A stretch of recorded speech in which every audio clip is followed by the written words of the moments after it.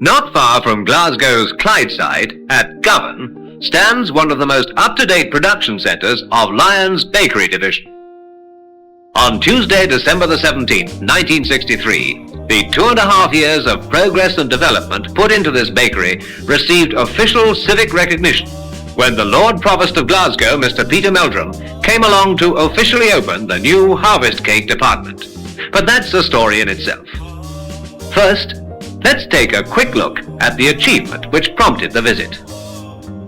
The contrast between these 36-year-old draw-plate ovens, still in use but shortly to be pensioned off, and this new press-button creamery signifies in a nutshell the extent to which these improvements have been made.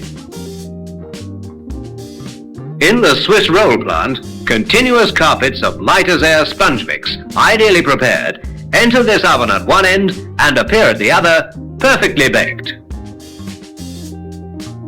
Automation features prominently here, but there's no mechanical substitute for the skill of these hands, or for that matter, all the other operations requiring that special touch. On to the wrapping machines, and out come the oven-fresh choc rolls, which are then packed by nimble fingers into eye-catching cartons. They are now ready to go to customers throughout Scotland, the north of England, and the Midlands.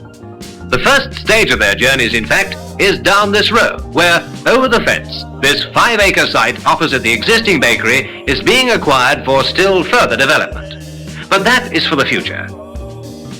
Today's story, and the highlight of the year at Govan Bakery, brings us finally to the harvest cake department, where last-minute preparations are being made. Here, some of the 20,000 harvest cakes that the Lord Provost will bake at the press of a button are being dressed with almonds. And for the final part of the ceremony, this display of Lyons bakery skill contains a specially baked Christmas cake and this unique ski run cake, which together with over 2,000 harvest cakes will be presented to local charities. Well, an informal start to a formal occasion, and greeted here by the Chief Executive of the bakery, Mr. Tom Scott, the Lord and Lady Provost arrived for coffee. The Right Honourable Peter Meldrum and his wife are quite obviously going to enjoy themselves. Other visitors include city councillors, industrialists, and members of the press.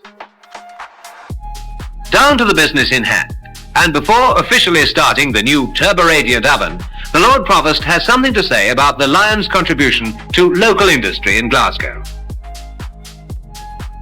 The ladies seem to approve, so without more ado, the Lord Provost sets about his satisfying task of baking 4,000 5-pound fruitcakes by pressing the starting buttons.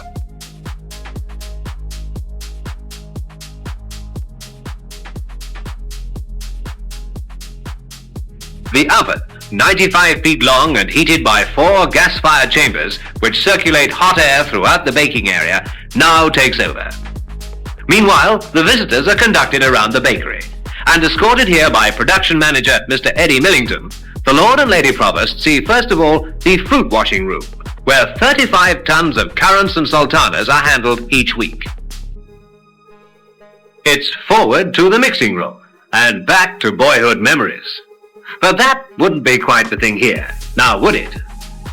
So it's up in the lift to the Swiss roll department, where some would point out harvest cake isn't the only product around here.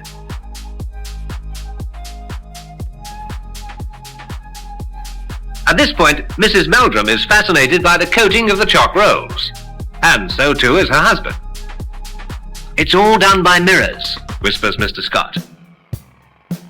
Well, it seems that the girls up front have been carried away, because there are no choc rolls left to pack for the moment. "You've got a nice job," says the Lord Provost. Next stop, the creamery. And as the visitors can see for themselves, it's all stainless steel and good stuff under the lid. Yes, it goes around and around, and it comes out here. The cream, that is. It's a full circle for the Lord and Lady Provost, where the trip back to the turbo-radiant oven, where the first of those 4,000 fruitcakes are now emerging. "Perfect. Couldn't have done better myself," says one baker to another. Everybody agrees it's a first-class job, and everything is ready for the presentation ceremony. After handing over the ski run cake on behalf of Lyons Bakery Division, the chief executive makes room for foreman and gold medalist Jimmy Law to present the sugar plaque which he made specially for the occasion, and for Bert Burgess, who has been with the bakery since 1927, to present to Mr. and Mrs. Meldrum their own personal Christmas cake.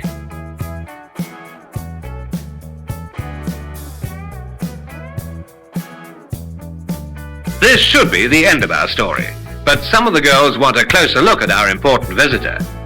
And who should get the closest look of all but the shyest girl in the bakery, Miss Beatrice Kane. High spirits are obviously contagious, but anyway, she blushes very prettily, don't you think? To a really warm send-off, the Lord and Lady Provost drive away, leaving us with a mixture of pride, pleasure, and still greater enthusiasm for things to come.